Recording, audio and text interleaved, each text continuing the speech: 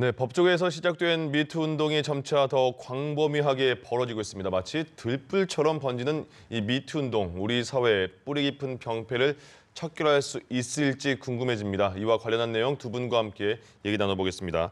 이웅혁 건국대 경찰학과 교수 또 이수희 변호사와 함께하겠습니다. 안녕하세요. 네, 안녕하십니까. 예, 안녕하세요. 예. 정말 자고 일어나면 또 하나가 터지고 계속 이렇게 반복되는 미투 현상이 일어나고 있습니다. 이제 병폐가 이제 드러난 거라는 생각이 드는데요. 과연 이렇게 종교계까지 조금 전에 기사를 보니까 종교계에서도 이런 미투 운동이 나오고 있는 것 같고 문화계 전반에 퍼지고 있고 어떤 문제 때문에 이게 발생했을까요? 상당히 공통적인 구조가 있는 것이 아닌가 생각이 됩니다. 네. 절대 막강 권력자가 그 조직 안에 자리를 잡고 있습니다. 그래서 이 권력자는 자신이 정한 비행적 문화를 전파시키고 또 모든 것을 자기 마음대로 할 수가 있다라고 하는 생각을 갖고 있는 것 같습니다. 일정한 성적 비행을 처음에 시도를 했지만 아무런 일이 없고 여기에 대해서 반항을 하는 경우 철저한 응징 체계가 있기 때문에 이것이 지속적으로 진화 발전한 것 같고요. 또 가장 중요한 것은 이와 같은 상황을 주변에서 목격했음에도 불구하고 이 막강 실력자의 영향력 때문에 그대로 방조하거나 또 때에 따라서는 적극적인 공범의 역할을 하는 이와 같은 그 사회적 방관자도 함께 있었기 때문에 수년간 또 하나의 관행처럼 사실은 이 관행이 아닌 것이죠. 분명히 그렇죠. 그 범죄 행위에도 불구하고 이렇게 지속적으로 가능했던 것은 아닌 것인가. 결국은 구조적인 문제가 이와 같은 미투 운동의 숨은 문제를 야기시킨 하나의 이유였다고 생각이 되고요. 물론 여기에 왜곡된 성적 의식도 함께 있었을 것입니다. 내가 여성의 또 나의 단원들을 마음대로 할 수 있다라고 하는 이와 같은 왜곡된 성적 의식 플러스 더 중요한 것은 성적인 희열 못지않게 왕으로서 인정받고 싶어하는 이것도 사실은 깔려져 있는 이와 같은 지속적 성범죄 이유가 아닌가 생각됩니다. 이수희 변호사님은 어떻게 생각하십니까? 말씀하신 대로 이제 이 가해자들이 다 지금 무슨 사단이라고 불릴 만큼 극단 대표를 하면서 연출을 하면서 많은 제자들이라든가 아니면 이런 후배들을 거느리고 있던 사람들이란 말이에요. 그래서 피해자들이 그 집단에서는 왕이었다라는 표현들을 많이 써요. 그러니까 그렇게 권력과 영향력을 갖고 있던 사람들이었다는 거고 또 하나는 대학 교수들이 지금 많이 나오죠. 조민기 씨라든가 배병우라든가 이런 분들, 한명구 이런 분들은 다 지금 대학 교수다 보니까 학생들이 다 20대 초반 학생들이니까 사회 경험도 없고 그리고 학생 입장에서 그것도 현역에서 활발하게 활동하고 있는 그 교수에 대한 경외감도 있었을 거 아니에요. 동경도 있었고 그런 데서 제대로 판단하는 것도 쉽지 않았을 거라고 보이고요. 그런 피해자들의 특성도 있는 거예요. 그러니까 사회 경험이 거의 없고 그리고 이제 관계 자체가 절대적인 갑을 관계고 이런 것들이 또 이렇게 계속 차마 신고를 못하게 한다든가 아니면 이거를 공론화하는 거를 주저하게 만든 생각지도 못하게 한 그런 피해자 특성이 있고 그런 것이 더 이 가해자들 범죄자들에게 더 강화시켜 주는 거죠. 그래 신고를 안 할 거다. 이런 거는 드러날 가능성이 없다든가 이러니까 더 범죄가 강화된 그런 것이 계속 반복됐다는 것도 있고 또 하나는 이제 많은 사람들의 이제 침묵이 또 이런 걸 더 부추긴 면이 있는 거죠. 그런데 이제 지금 이윤택 연출가의 경우에는 연극계에서도 추문은 많았죠. 소문은 많았지만 정말 이럴 정도인지는 몰랐다. 행위 자체, 범죄 행위 자체가 이렇게 심각한지는 몰랐다라고 하는 걸로 봐서는 이윤택 씨의 경우에는 좀 예외적으로 연희당 거리패라고 하는 극단의 좀 특수성이 작용한 면도 좀 있는 걸로 보이는데요. 저는 이제 좀 보면은 검찰에서 시작이 돼서 그다음에 이제 문단계, 그다음에 지금 연극계 그리고 종교계까지 나오고 있는데 제가 주목하는 것은 정말 권력이 집중되어 있고 정말 살아있는 권력인 현 정치권에서는 지금 미투 운동이 없다는 거예요. 거의 전무하다시피 하는 거. 그것이 결국 우리 사회에 만연된 이런 성추문, 성희롱 문화가 문화라고 표현되는지 모르겠습니다. 이런 것이 결국 권력이라는 권력 관계에서 나왔다는 거 여실히 보여주는 또 하나의 사례가 아닌가 싶습니다. 말씀하신 것처럼 정치권은 아직 나오지 않은 건지 아니면 밝혀지지 않은 건지 정말 없는 건지 모르겠습니다만 어쨌든 정치권까지 말씀해 주셨고요. 이게 계속 보다 보니까요. 미투 운동이 없었으면 정말 이 피해자들은 얼마나 더 고통스러웠을까 하는 생각도 들고요. 또 몇 년 동안 쌓인 고통을 이제 드러내는 거잖아요. 드러내는 그 과정도 굉장히 힘들 것 같은데요. 그동안 쌓였던 거 지금 폭발하면서 얼마나 힘들었을까 하는 생각이 듭니다. 네, 그러니까 결국은 이것이 알려지지 않았을 수도 있었지 않는가 생각이 듭니다. 처음에 그 용기 있는 그 소수 피해자가 물꼬를 텄기 때문에 이와 유사한 경험을 한 피해자들이 용기를 내어서 자신의 실명을 밝힌다든가 자신의 정체성까지 하나의 그 담보를 할 정도로 그만큼 그 당시에 그 가해 상황을 이제는 더 침묵할 수 없다라고 하는 이와 같은 용기 있는 피해자들이 등장했기 때문에 가능한 것으로 생각이 되는데요.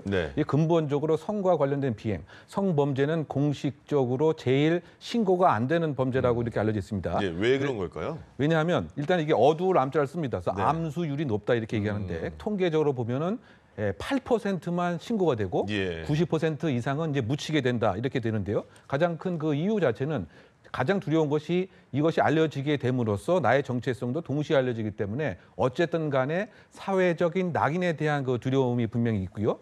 또 그 이 조사 과정에서 그 당시 상황을 다시 그 기억을 하는 이것 때문에 느끼는 이중 삼중의 그 트라우마 이것에 대한 그 부담감도 그 분명히 또 있는 것이죠. 또 한편으로 봐서는 그 실제적으로 이것을 공개한다고 하더라도 정말 법적으로 그 가해자에게 불이익을 줄 수 있느냐 시간이 도구했다든가 하면 그냥 내가 한번 참고 말겠다 이런 것도 있고 또 중요한 것은 비공식적이긴 하지만 이것을 알렸을 때 오는 나에게 그 주어지는 여러 가지 응징 체계 예를 들면 학교에 있는 학생들은 학점을 잘 못 받는다든가 또는 연극단에 있는 사람들은 캐스팅에서 그 빠진다든가 또 작은 기업에 있는 사람들은 한직으로 이렇게 배치가 된다라든가 이것을 이겨내면서까지 할 수 있는 것에 대한 그 두려움, 압박감 때문에 대부분의 성범죄가 알려지지 않는데 이번 그 상황에서는 어쨌든 간에 사회적인 분위기도 상당히 많이 바뀌었을 뿐만이 아니고 왜곡된 남성 지향적 문화를 더 이상 그야말로 마초라고 뭐 치부해주거나 정말 그 멋있는 남성의 그 패기 있는 모습이다 이런 시대는 이미 다 그 끝났기 때문에 여성들도 더 용기를 그 얻는 이런 그 상황인 것 같고요. 또 지금 그 페미니적인 중요한 그 이야기들을 많이 또 그 대중에게 또 전파가 됐기 때문에 설령 과거와 같은 낙인처럼 정말 성적인 문제에 연루가 됐다고 하더라도 정말 그 심한 낙인은 이제 아닌 것이죠. 뭐 그런 종합적인 이유 때문에 상당 부분 용기를 냈지만 하마터면 사실 이것은 묻혔을 가능성이 많이 있는 이와 같은 사건이 아닌가 저는 생각을 하기 때문에 이런 것이 정말 저는 적폐가 아닌가 생각이 듭니다. 지금 문화계에 있어서 여러 가지 적폐가 지금 나오고 있지만 학교, 대학에서도 적폐가 드러나는 상황인 것 같고요. 또 그 종교계에서도 마찬가지로 드러날 것 같고 아마 그 모르긴 몰라도 그 정치권에서도 이것 이상의 여러 가지 분명히 그 적폐가 있기 때지만 아무래도 지금 이 정치권에서는 그 선거를 앞둔다든가 뭐 여러 가지 또 그와 같은 권력적 작용 자체가 지속되고 있기 때문에 이것에 사실은 아직까지 눌려서 폭로가 없는 상황이 아닌가도 생각을 해보는데 어쨌든 이것을 단순한 일시적인 또 단기적인 인구에 회자되는 자극적인 이슈로만 그것이 매몰돼서는 안 되고 이것을 기화로해서 한국 사회의 근본적인 문화에 대한 변혁으로 그 활용을 할 필요가 있지 않나 이런 생각이 듭니다. 그렇습니다. 말씀해 주신 것처럼 이제 교수 사회에서도 미투 운동이 계속 나오고 있지 않습니까? 지금 보니까요. 연극 배우 한명구 씨가 서울예대 교수 시절에 성추행을 했다 이런 내용도 나왔는데요. 학생들을 상대로 성추행을 저질렀다는 글이 이제 온라인에 올라왔어요. 근데 궁금한 게 이렇게 글을 올리잖아요. 이 글만으로는 일단 수사가 시작될 수 있는지 그리고 처벌이 가능한지가 궁금하거든요.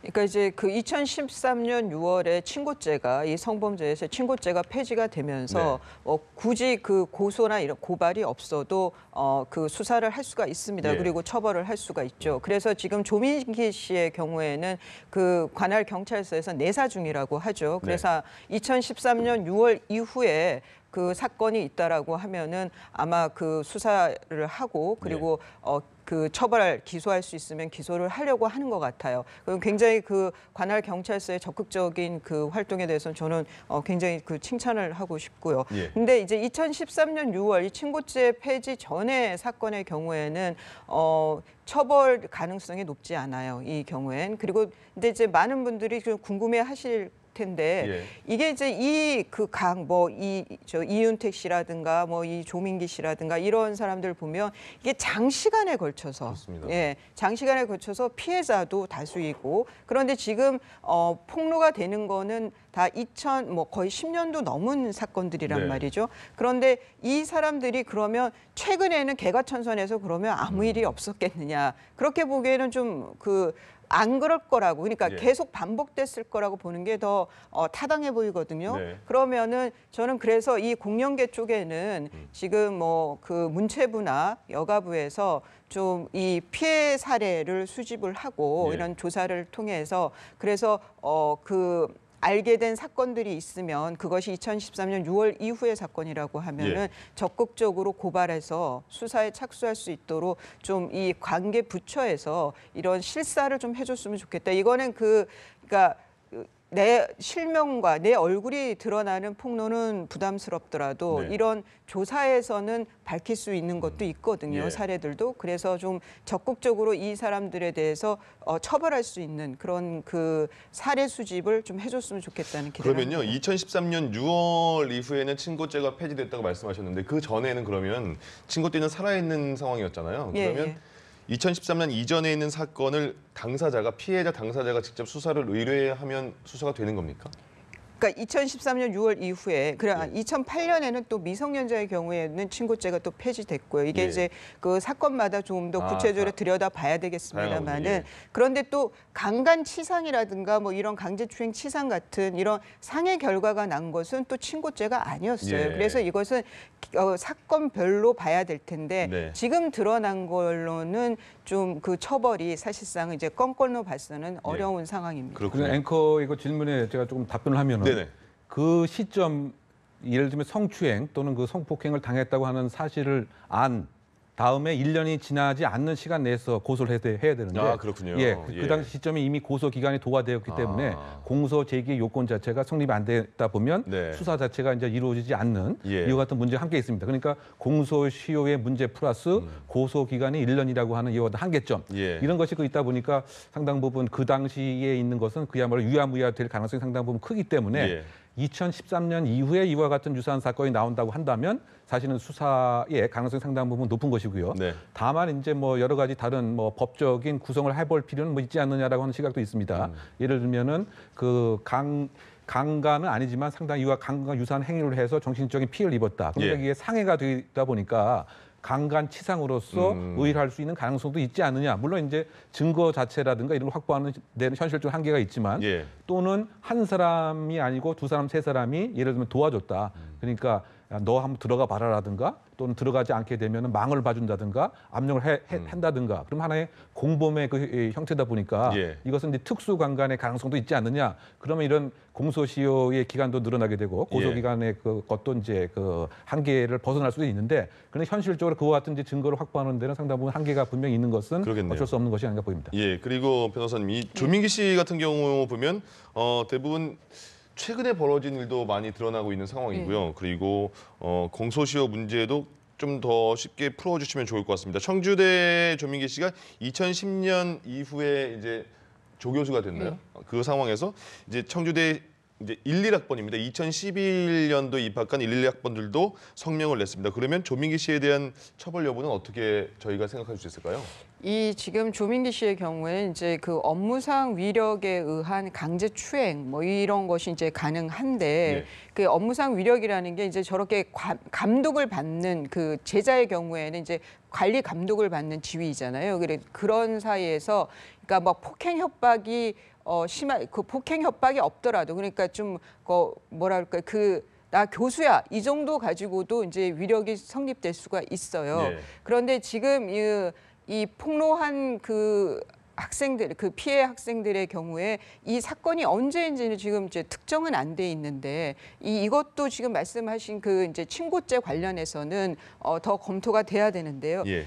이 지금 청주대에서 아마 징계를 하면서 내부에서 분명히 학교 내에서 조사된 바가 있고 그래서 이거는 기소 공소권이 있다고 생각을 해서 네. 관할 경찰서에서 지금 내사를 하고 있는 것이 아닌가 싶습니다. 그렇군요. 예. 또 보면 유명 사진 작가입니다. 배병우 씨 같은 경우를 보면 서울예술대학교 교수 재직 당시에 제자들의 성추행했다 이런 얘기가 나오고 있습니다. 때문에 전남 순천시에 배병우 창작 스튜디오가 있는데 이게 폐쇄가 됐습니다. 교수사에도 굉장히 또 이게 교수뿐만 아니라 뭐 연예계, 문학에 굉장히 많이 퍼져나가고 있는 상황입니다. 그렇죠. 그 겹겹이 지금 성적인 비행이 지금 쌓여 있었던 상태 같은데 그 예. 사진계의 그야말로 거목이라고 할 수 있는 그 이 배 교수의 그 이야기의 폭로의 내용의 핵심을 보면 상당히 유사합니다. 네. 그 여학생 등을 폭로 내용을 그대로 이야기를 하면 마치 그 접대부처럼 뭐 생각을 했다. 예. 그래서 신체의 특정 부위를 그대로 표현하면 예. 뭐 움켜 잡는다든가 뭐 이런 행태가 상당히 많이 있었던 것 같고요. 본인이 인정을 이 상황은 한 거죠, 지금. 일단은 이제 인정을 했습니다. 네. 인정을 했는데 그 제가 봤을 때는 인정하는 태도가 상당 부분 또 논란을 일지 않을까 생각됩니다. 왜냐하면 이와 같은 상황을 인지를 했다. 이렇게 그 이야기를 하고 있고요. 그다음에 새로운 사회 분위기에 맞추어서 일정한 앞으로의 사과를 하겠다. 이렇게 예. 얘기를 했습니다. 그러니까 결국은 그 이윤택 감독의 사과의 내용과 좀 유사한 문맥 구조가 그렇습니다. 아닌가. 그것은 그 당시에 그 관행이었다라고 하는 것처럼 예. 그 당시에는 다 인정되는 거였는데 지금의 시대에 비추어 보면 상당 부분 달라졌기 때문에 예. 그것에 대해서 일정한 뭐 사과를 하겠다고 하지만 과연 이제 앞으로 공식적인 사과 내용에 어떠한 내용을 정말 담을 것인지 또 우리가 이윤택 그 감독에서 봤지만 당사자에게 직접적인 사과를 해야 되는데 예. 당사자의 사과를 한 것이 아니고 좀 과격하게 얘기를 하면 카메라에게 사과를 하는 것 같은 그렇습니다. 카메라 앞에 사과를 하다 보니까 예. 그 당시 함께 자리를 했던 피해자가 그야말로 자리를 박차고 나갔던 사건도 있었던 것 같습니다. 일부 네. 있었던 것 같습니까? 예. 그러니까 이번의 경우에도 그야말로 자신의 이미지를 계속 유지 복원시키기 위한 가식적 사과보다는 예. 당사자에게 정말 진정한 용서를 구하는 이와 같은 공식 사과를 한번 기대해 봅니다. 그러니까 이게 뭐 그냥 사과도 쇼라는 생각도 예. 들고요. 지금 이윤택 씨 같은 경우 말씀하신 것처럼 굉장히 그 사과 기자회견에 대한 리허설까지 했다고 예. 하잖아요. 그리고 또 궁금한 게 이윤택 씨도 그렇고 근데 김소희 대표도 일단은 예. 본인도 피해자라고 말했는데 나중에 보니까 예. 뭐 도와줬다, 방조했다 뭐 이런 느낌이 있거든요. 이런 거에 대한 그 처벌도 가능한 겁니까, 그럼? 그 지금 말씀하신 대로 아까 말씀드렸지만 예. 특수강간 뭐 이런 것도 가능하다라는 게 이제 이 김소희 대표 뭐 이윤택 씨 또 다른 어떤 사람들이 오늘은 얘를 찍어서 얘를 그럼 피해자로 하자라고 예. 공모를 해서 각기 역할을 나눠서 했다라고 하면은 그거는 특수강간이 되는 거죠.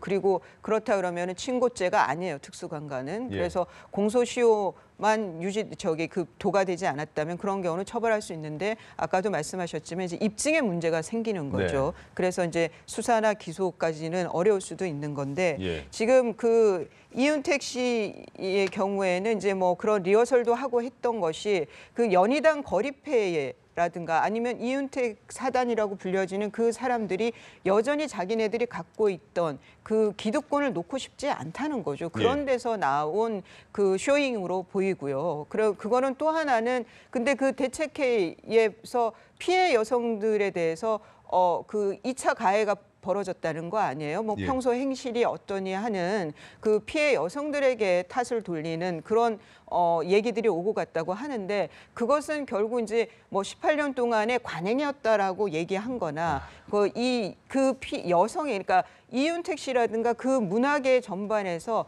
여성에 대해서 어떻게 인식하고 있는지를 단적으로 보여주는 거라고 생각이 들어요. 예. 그거는 배병우 사진 작가의 경우도 마찬가지고 뭐 과거에는 문제되지 않았는데 지금 와서 이제 이게 문제다라는 건데 과거에도 문제였죠. 그렇죠. 본인들만 문제가 아니라고 생각을 했고 예. 당하는 여성들은 그때나 지금이나 다 그거의 범죄라고 생각을 했지만 그때는 2차 피해 여성이 외려 더 피해를 보는 상황이었기 때문에 차마 말을 못했던 거지만 지금은 그런 조금이나마 문화가 바뀌었고 인식이 바뀌어서 피해 여성들에 대해서 이전보다는 그나마 좀 왜곡된 시선이 덜하기 때문에 말을 할 수 있는 거거든요. 예. 그런 면에서 이제 이 가해자들이 여전히 저는 여성에 대한 인식이 바뀌지가 않고 본인이 저지른 범죄에 대한 인식이 바뀌지 않고 다만 지금 사회적으로 많은 그 비난을 받으니까 그냥 궁여지책으로 죄송하다고 하지만 예. 정말 의식까지 바뀌었는지에 대해서는 저는 물음표입니다.